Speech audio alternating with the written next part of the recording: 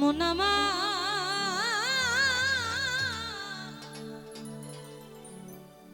গেল রে জানা কারো রবে না এ ধন জীবন যৌব তবে কেন মন তোমার এত বাসনা কারো রবে না এ ধন একবার সবুরের দেশে বই দেখে নাম কষে সবুরের দেশে বই দেখে নাম কষে উঠিস না রে ভেসে পেয়ে যন্ত্রণা কারো রবে না এ ধন ভবে জীবন যৌবন তবে কেন মন তোমার এত বাসনা কারো রবে না এ ধন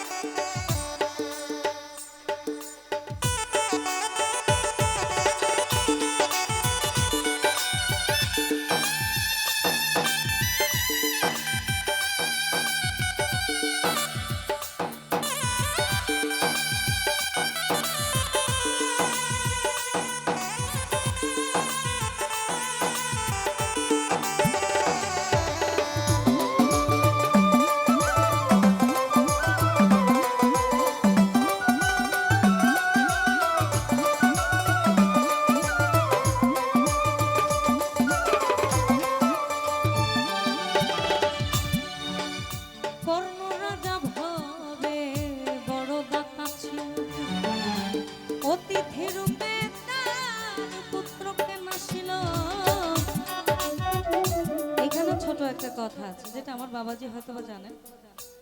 কর্ণ রাজা ভাবে বড় দাতা ছিল, অর্থাৎ সনাতন ধর্মে অতিথি হচ্ছে ঈশ্বর নারায়ণ। নারায়ণ কর্ণ রাজার দরজায় বা দরে বা দুয়ারে যেটাই বলেন, একটু কথা হবে, লালন সাহেজের গান শুনলে একটু শুনতে হবে। উনি এসে কর্ণ রাজাকে বলেন যে আমি তোমার এই পাড়া বা মহল্লার সদ্য একদম কিশোর ছোট একটা সন্তানের মাংস খেতে চাই। এখন কর্ণ রাজা পুরো এলাকা খুঁজে ছানবিন করে একদম এরকম সন্তান আর খুঁজে পায় না। পরে নারায়ণ বলতেছে যে তোমার ঘরেই তো আছে। একদিকে পিতা, অন্যদিকে অতিথির মন রক্ষা। উনি কোনো দিক আর চিন্তা করে নাই। উনি ওনার সন্তানকে জবাই করে নারায়ণের সামনে দেন খাওয়ার জন্য প্রস্তুত করে। এই জন্যই শাস্ত্রে বলে কর্ণ রাজা ভাবে বড় দাতা ছিল, অতিথির রূপে তার পুত্রকে নাসিল। তবু কর্ণ অনুরাগী ভাবে না হইল সগী।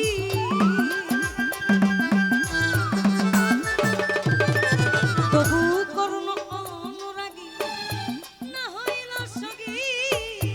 অতিথির মন করে সান্ত্বনা, কারো রবে না এ ধন জীবন যৌবন। তবে কেন মন তোমার এত বাসনা, কারো রবে না এ ধন।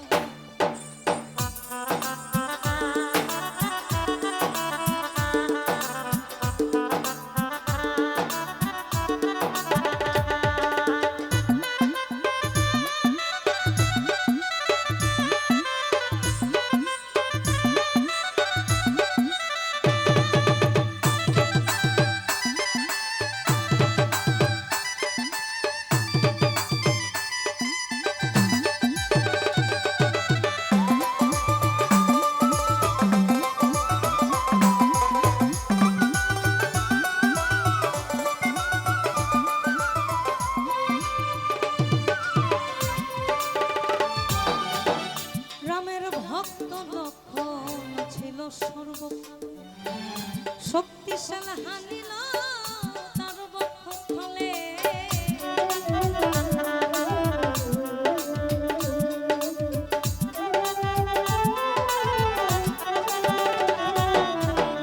রামের ভক্ত লক্ষণ ছিল সর্বকাল, শক্তিশাল হানিল তার বক্ষস্থলে।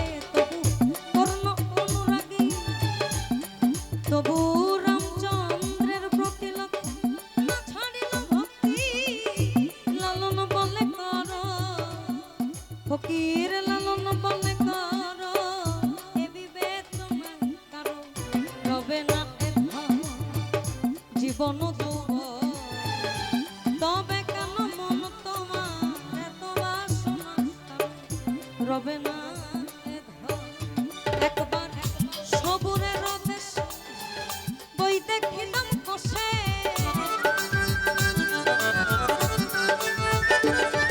একবার সবুরের দেশ বই দেখিলাম কষে। উঠিস না রে ভেসে পেয়ে যন্ত্রণা, কারো রবে না এ ধন জীবন যৌবন।